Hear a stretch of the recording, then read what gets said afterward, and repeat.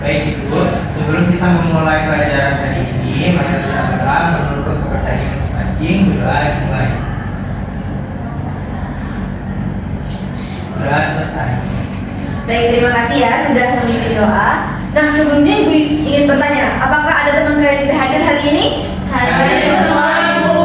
Alhamdulillah kalau hadir semua ya. Semoga kalian semua diberi kesehatan terus agar bisa tetap belajar bersama dalam kelas. Amin. Nah, sebelum memulai kegiatan pembelajaran, Ibu akan memberikan suatu aturan. Nanti ketika kalian ingin bertanya ataupun menjawab pertanyaan dari temannya, silahkan kalian angkat tangan, kemudian Ibu akan mempersilahkan, baru kalian sampaikan apa yang kalian sampaikan. Paham? Paham, Bu. Baik. Nah, di sini Ibu akan menampilkan sebuah gambar. Silahkan kalian lihat gambar di layar ini.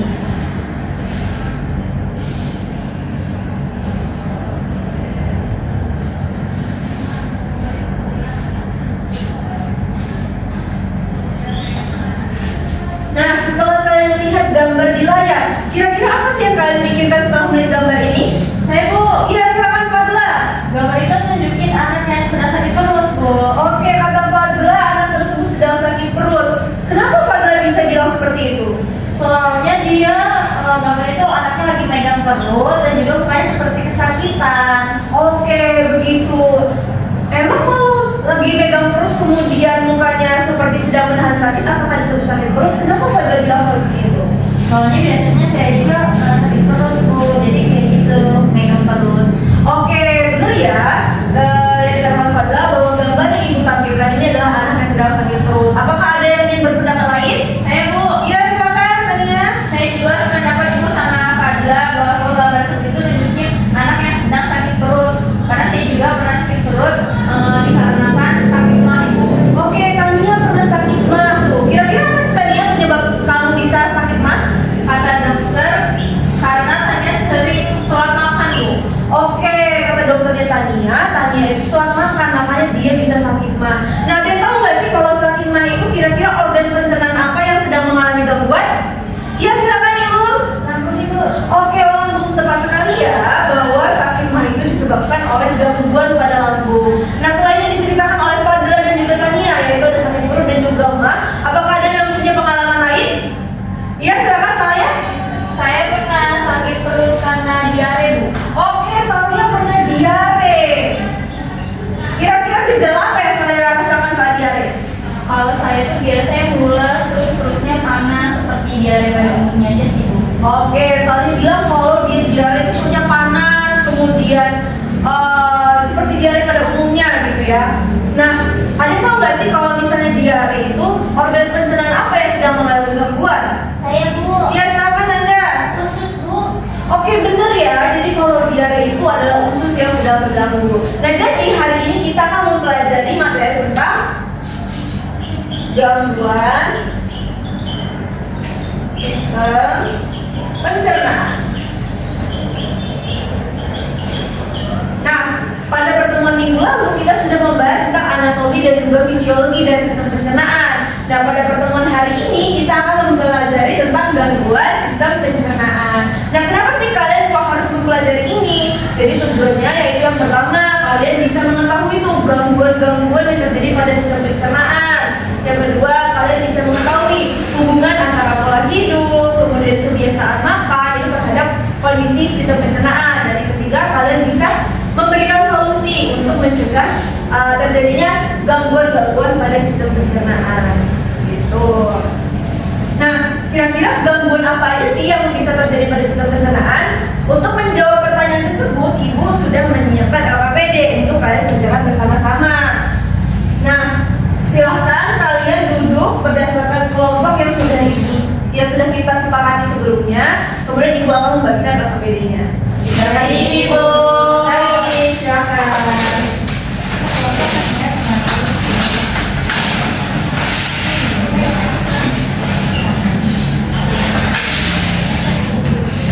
Kasih Ibu.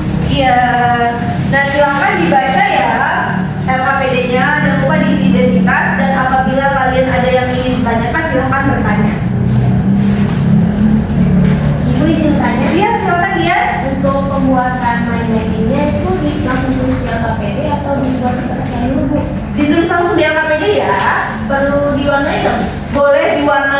semakin kreatif kalian, semakin bagus nanti menyelipinnya, maka semakin baik juga nilainya. Itu ya. Terima kasih Bu. Oke, silakan kerjakan LKPD-nya ya. Waktu pengerjaannya adalah 20 menit. Silakan berdiskusi dengan kelompok kalian masing-masing. Baik Ibu.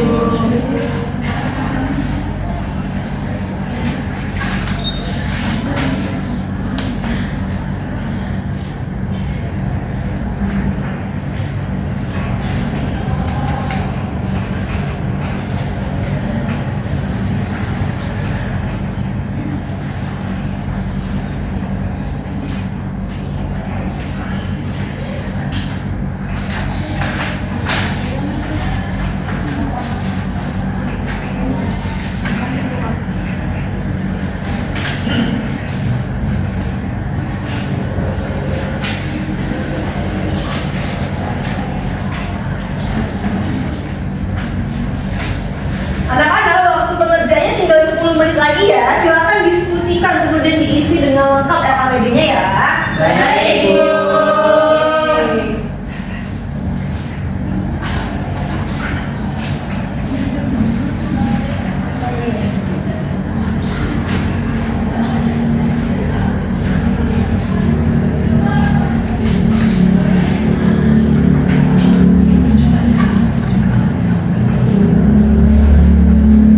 Baik, waktu diskusinya sudah habis. Silahkan kumpul LKPD-nya ke depan ya. Baik. Baik Bu.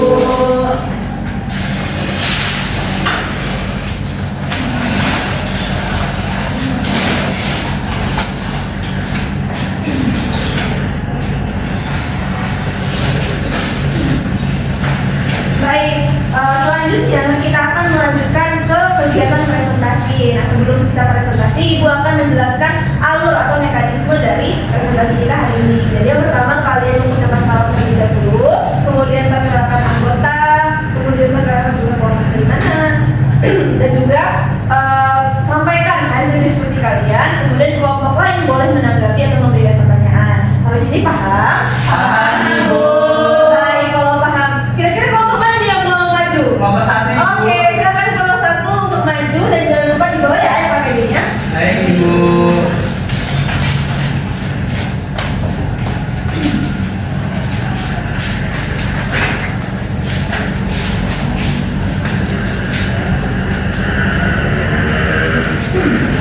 Baik, saya buka. Assalamualaikum warahmatullahi wabarakatuh.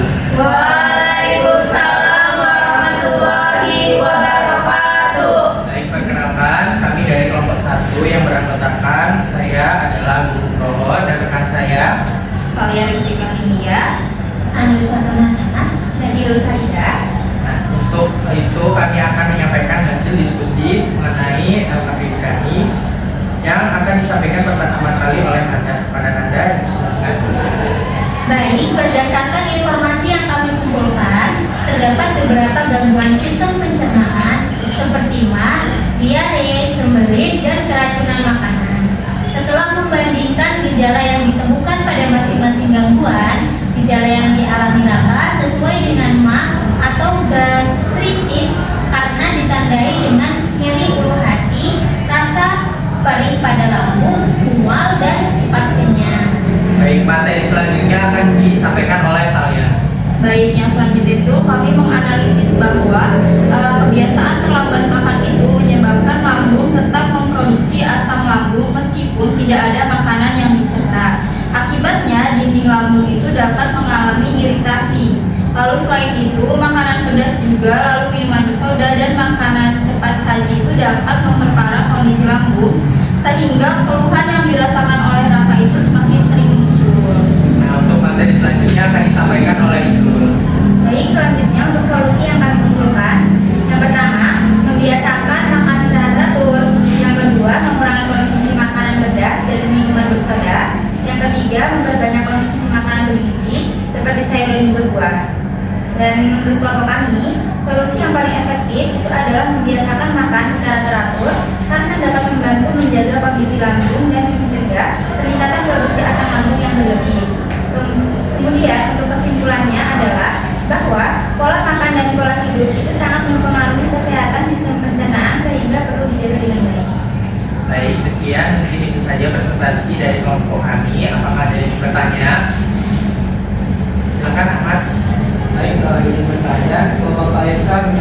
bahwa penyebab utama gangguan di dalam IHK adalah kebiasaan terlalu makan. Menurut saya, akan juga sering konsumsi makanan pedas dan minuman bersoda. Jadi mengapa kelompok kadang memilih terlambat makan sebagai faktor yang paling berpengaruh? Baik, terima kasih Ahmad atas pertanyaannya. Kalau menurut kelompok kami, terlambat makan itu menjadi faktor yang paling berpengaruh karena lambung itu tetap menghasilkan asam lambung walaupun tidak ada makanan yang masuk. Lalu kondisi tersebut dapat menyebabkan iritasi pada lambung, sedangkan makanan pedas dan minuman bersoda itu lebih berperan dalam memperparah kondisi yang sudah terjadi. Baik, silakan Tania. Kami kurang setuju dengan jawaban tersebut karena menurut kami makanan pedas dan minum bersoda itu tidak dapat menjadi penyebab utama karena banyak orang yang makan teratur tapi tetap mengalami gangguan lambung akibat terlalu sering mengkonsumsi makanan tersebut. Oke, baik, terima kasih atas masukannya Tania. Kami setuju bahwa makanan pedas dan minuman bersoda memang dapat menyebabkan gangguan pada lambung. Namun, berdasarkan kasus yang diberikan, terdapat beberapa kebiasaan yang dilakukan Raka secara bersamaan. Kelompok kami menilai keterlambatan makan menjadi faktor utama karena gejala sering muncul saat Raka terlambat makan. Sementara makanan pedas dan minuman bersoda menjadi faktor pendukung yang memperparah kondisi lambung yang sudah mengalami iritasi. Jadi kedua faktor tersebut itu saling berkaitan dan sama-sama berkontribusi terhadap gangguan yang dialami Raka. Apakah bisa diterima Tania? Bisa, dan terima kasih atas penjelasan. Baik, sekian presentasi dari kelompok 1. Saya akhiri. Wassalamualaikum warahmatullahi wabarakatuh. Waalaikumsalam warahmatullahi wabarakatuh. Wah, bagus ya presentasi di kelompok 1. Mereka dibutuhkan.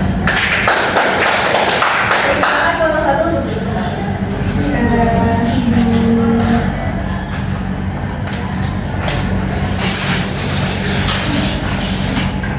Nah, jadi benar ya, usulan atau solusi dari kedua kelompok, dari kelompok 1 maupun kelompok 2, tapi Ibu akan meluruskan gitu.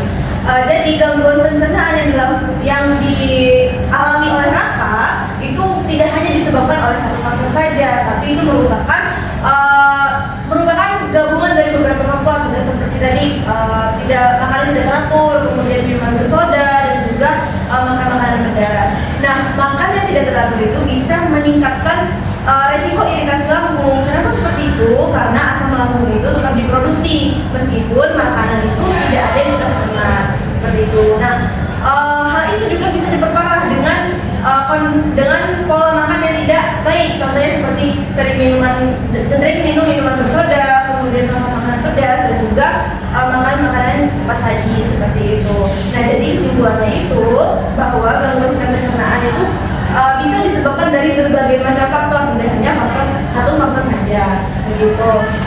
Nah, adapun beberapa hal yang bisa mengatasi gangguan pada sistem pencernaan. Contohnya yang pertama itu kalian bisa mengonsumsi makanan yang seimbang, kemudian banyak minum air putih, menghindari makanan yang pedas, kemudian menghindari minuman bersoda. Apakah sampai sini kalian bisa mengerti? Bisa, Ibu. Baik. Selanjutnya Ibu akan menampilkan sebuah PPT untuk membuat kalian menjadi lebih paham tentang materi yang kita pelajari hari ini.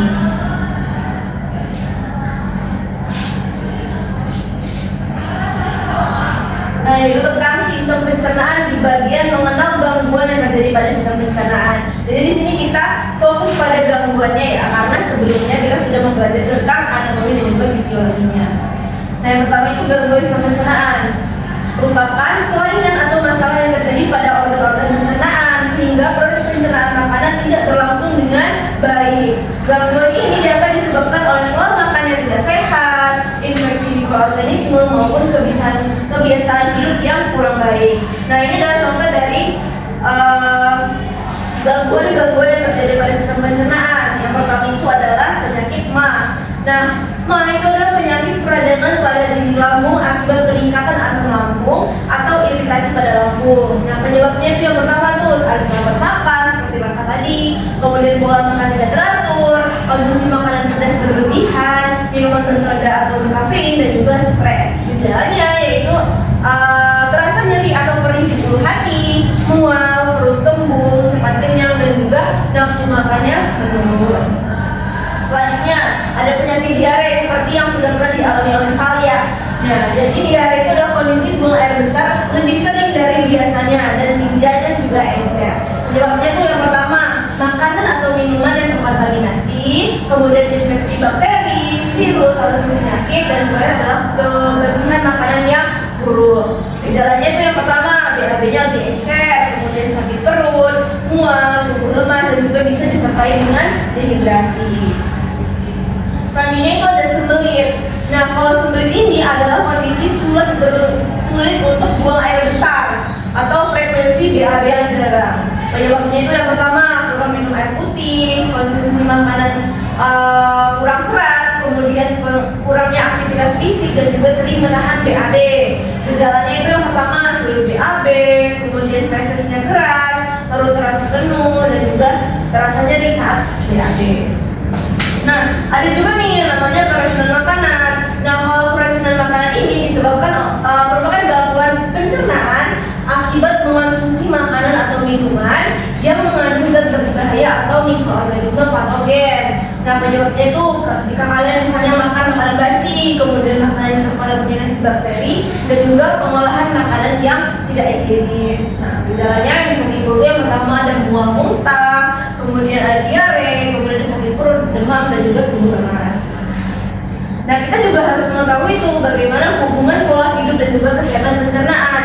Jadi kita harus tahu pola hidup yang baik bagaimana, kemudian pola hidup yang kurang baik itu yang bagaimana. Nah, ini adalah contoh dari pola hidup yang kurang baik, yaitu yang pertama sering terlambat makan, jarang makan buah dan sayur, kurang minum air putih, kemudian sering mengonsumsi makanan cepat saji, dan terakhir itu kurangnya menjaga kebersihan makanan. Nah, kebiasaan-kebiasaan yang kurang baik ini dapat menyebabkan gangguan pada sistem pencernaan.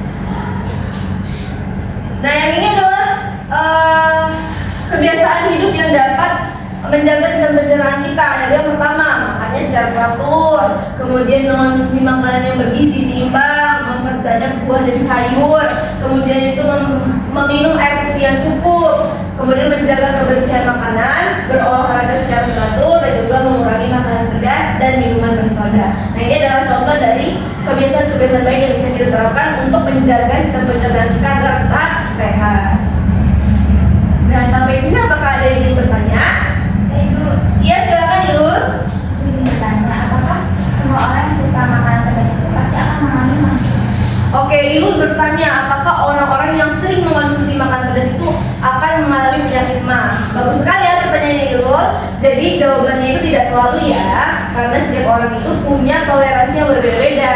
Ada yang sistem pencernaannya kuat, ada juga yang lebih rentan gitu. Nah, tapi kalau kita terlalu sering mengonsumsi makanan yang pedas, tentunya pedasnya level paling tinggi gitu. Nah, itu bisa menyebabkan terjadinya gangguan pada sistem pencernaan. Jadi lebih baik kita mencegah daripada mengobati. Begitu, apakah paham dulu? Baik, apakah ada yang ingin bertanya kembali? Oke, kalau cukup. Nah, sebelum mengakhiri kegiatan pembelajaran, kita sudah mengulik nih banyak, kemudian kita sudah mengisi LKPD, berdiskusi bersama, presentasi, menjelaskan materi dan juga lain sebagainya. Apakah ada yang ingin menyampaikan suatu kesimpulan? Bu, Ya, silakan, Hazar. Jadi tadi kita udah belajar tentang gangguan sistem pencernaan, asma, kemudian juga ada asam lambung, kemudian ada sembelit dan juga keracunan makanan. Terus juga kita tuh belajar bahwa ada tuh hubungan antara pola makan dan juga kesehatan pada sistem pencernaan kita. Baik, terima kasih Fadla. Ayo kita kasih tepuk tangan untuk Fadla.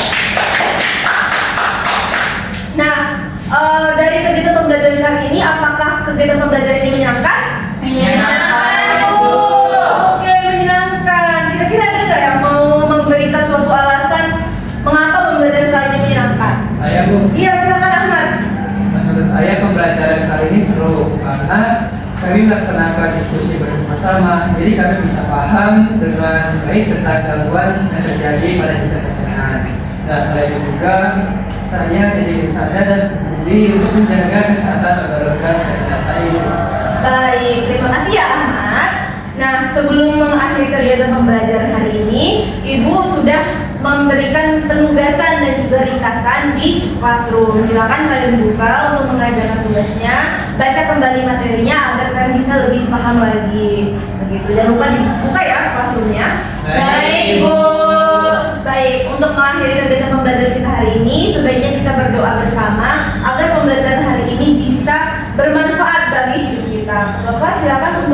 memimpin doa. Baik teman-teman, sebelum kita mengakhiri pembelajaran kali ini, marilah kita berdoa menurut kepercayaan masing-masing. Berdoa dimulai.